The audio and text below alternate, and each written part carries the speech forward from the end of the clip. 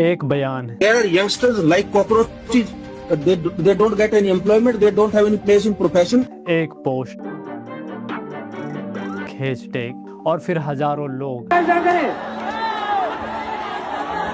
लेकिन सवाल ये है कि आखिर में ऐसा क्या होता है? कैसे किसी पॉलिटिशियन का एक बयान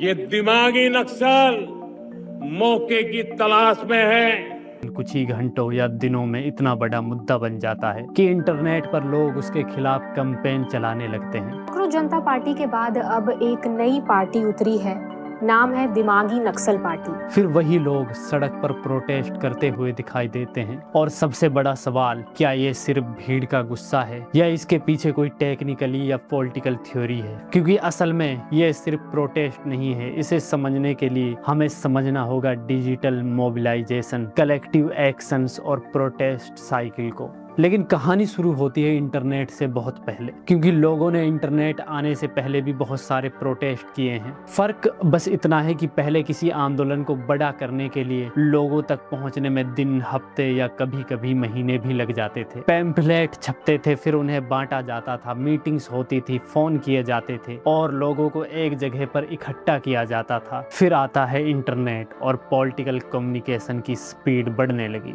साल 1998 में MoveOn.org जैसे ऑनलाइन पॉलिटिकल कैंपेन ने दिखाया कि इंटरनेट का इस्तेमाल लोगों को पॉलिटिकल एक्शन के लिए मोबिलाइज करने में किया जा सकता है। फिर आता है साल 1999 के सीटल WTO प्रोटेस्ट में भी इंटरनेट और डिजिटल कम्युनिकेशन ने एक्टिविस्ट और इंफॉर्मेशन शेयर करने और कोऑर्डिनेशन में मदद की। लेकिन फिर आया सोशल मीडिया का दौर। अब लोगों के पास सिर्फ वेबसाइट नहीं थी, उनके हाथ में था एक स्मार्टफोन। और यह वह बदलाव था जिसने प्रोटेस्ट की पूरी मैथमेटिक्स ही बदल दी। साल 2009 के ईरान के इलेक्शन प्रोटेस्ट और फिर साल 2011 के इजिप्ट अपराइजिंग ने दुनिया को दिखाया कि सोशल मीडिया पॉलिटिकल मोबिलाइजेशन में कितनी बड़ी भूमिका निभा सकता है। फेसबुक और ट्विटर जैसे प्लेटफॉर्म का इस्तेमाल इंफॉर्मेशन फैलाने, लोगों को कनेक्ट करने और प्रोटेस्ट को कोऑर्डिनेट करने के लिए किया गया। लेकिन यहाँ पर एक बहुत जरूरी बात समझिए, इजिप्ट रेवोल्यूशन को सिर्फ फेसबुक रेवोल्यूशन कहना गलत होगा। सोशल मीडिया ने अकेले रेवोल्यूशन पैदा नहीं किया, यहाँ पहले से ही पॉलिटिकल ग्रेवियंसेस, डिससैटिस्फैक्शंस और ऑफलाइन नेटवर्क मौजूद थे। सोशल मीडिया ने उन लोगों को तेजी से कनेक्ट किया, इंफॉर्मेशन को एम्पलीफाई किया। यानी इंटरनेट ने आग पैदा नहीं की, लेकिन उसने उस आग को फैलाने के लिए हवा जरूर दी। अब आते हैं उस फेनोमिना के नाम पर, जहाँ बहुत सारे लोग किसी कॉमन ग्रीवेंस या प्रॉब्लम को लेकर कलेक्टिव एक्शन लेते हैं। पॉलिटिकल साइंस में इसे ब्रॉडली कलेक्टिव एक्शन कहा जाता है। और जब सोशल मीडिया लोगों को ऑर्गेनाइज, कोऑर्डिनेट और मोबिलाइज करने में मदद करता है तो इसे डिजिटल मोबिलाइजेशन या सोशल मीडिया मोबिलाइजेशन कहा जा सकता है। लेकिन कहानी यहाँ खत्म नहीं होती,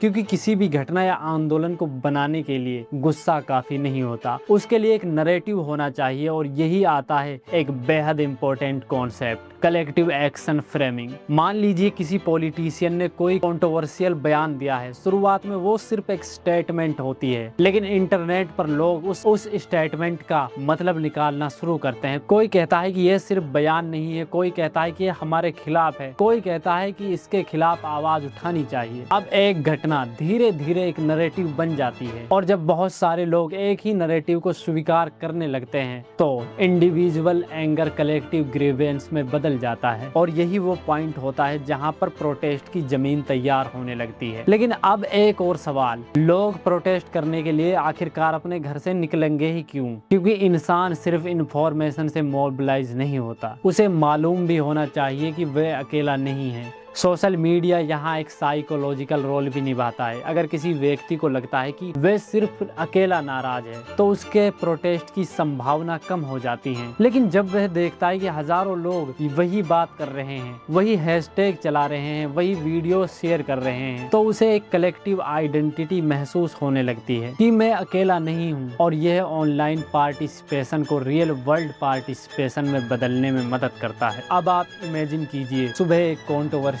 बयान आया, दोपहर तक कुछ लोगों ने उसके क्लिप शेयर किए, फिर हैशटैग शुरू हुए, फिर क्रिएटर्स ने वीडियो बनाई, फिर लोग स्क्रीनशॉट्स और मीम्स के जरिए नैरेटिव को एम्पलीफाई करने लगे, फिर जर्नलिस्ट ने नोटिस किया कि इस मुद्दे पर लगातार आर्ग्यूमेंट हो रही है और अब कहानी इंटरनेट से निकलकर मेन स्ट्रीम तक पहुंच गई थी। ये वही स्टेज है जहां एजेंडा सेटिंग का कॉन्सेप्ट समझ आता है। मीडिया सिर्फ ये नहीं बताता कि क्या हुआ, वे ये भी इन्फ्लुएंस कर सकता है कि पब्लिक डिस्कशन में कौन सा मुद्दा कितना प्रोमिनेंट दिखाई दे रहा है और फिर एक फीडबैक लूप बन सकता है। सोशल मीडिया से मेन स्ट्रीम मीडिया से ज्यादा पब्लिक अटेंशन और ज्यादा पब्लिक अटेंशन से सोशल मीडिया पर और ज्यादा डिस्कशन। लेकिन अब सबसे इंटरेस्टिंग हिस्सा आता है ऑनलाइन से ऑफलाइन। कोई प्रोटेस्ट की लोकेशन अनाउंस करता है, कोई पोस्टर बनाता है, कोई लोगों को टाइम बताता है, कोई ट्रांसपोर्टेशन की इंफॉर्मेशन शेयर करता है, ऑर्गेनाइजेशन या इनफॉर्मल ग्रुप कोऑर्डिनेट करते हैं और फिर वही लोग कुछ घंटे में सिर्फ फोन स्क्रीन पर एक दूसरे से कनेक्ट थे, सड़क पर एक ही जगह खड़े दिखाई देते हैं। यही डिजिटल मोबिलाइजेशन का ऑफलाइन कन्वर्जन है। लेकिन यहाँ भी एक मिथ तोड़ना जरूरी है। हर वायरल हैशटैग प्रोटेस्ट नहीं बनता, हर ट्रेंडिंग टॉपिक मूवमेंट नहीं बनता और हर ऑनलाइन कैंपेन लंबे समय तक नहीं चलता। क्योंकि सिर्फ प्रोटेस्ट को टिकाए रखने के लिए सिर्फ वायरल कंटेंट नहीं बल्कि सब्सटेंट ग्रेवियंस, ऑर्गेनाइजेशन, कोऑर्डिनेशन, रिसोर्सेज और लगातार पार्टिसिपेशन की जरूरत होती है। सोशल मीडिया थ्योरी इसी से प्रोटेस्ट को एक प्रोसेस की तरह देखती है, एक अचानक पैदा हुई घटना की तरह नहीं। कभी एक छोटा सा प्रोटेस्ट बड़ा मूवमेंट बन जाता है, कभी हजारों ट्वीट्स के बावजूद सड़क पर कोई नहीं आता और कभी एक छोटी सी लोकल इशू को अचानक नेशनल अटेंशन मिल जाती है। यानी इंटरनेट प्रोटेस्ट की गारंटी नहीं देता लेकिन मोबिलाइजेशन की कॉस्ट जरूर कम कर सकता है। पहले 1000 लोगों को एक जगह बुलाने के लिए बहुत मेहनत चाहिए थी, आज वही काम पोस्ट या एक ग्रुप या एक वायरल वीडियो के जरिए बहुत तेजी से हो सकता है और यही इसकी सबसे बड़ी ताकत है। इस वीडियो को देखने के बाद आपको क्या लगता है, अपनी राय हमें कमेंट बॉक्स में ज़रूर बताइए। अगर वीडियो इन्फॉर्मेटिव लगी हो तो हमारे चैनल को भी सब्सक्राइब ज़रूर करें और इस वीडियो को देखने के लिए आपका बहुत बहुत धन्यवाद।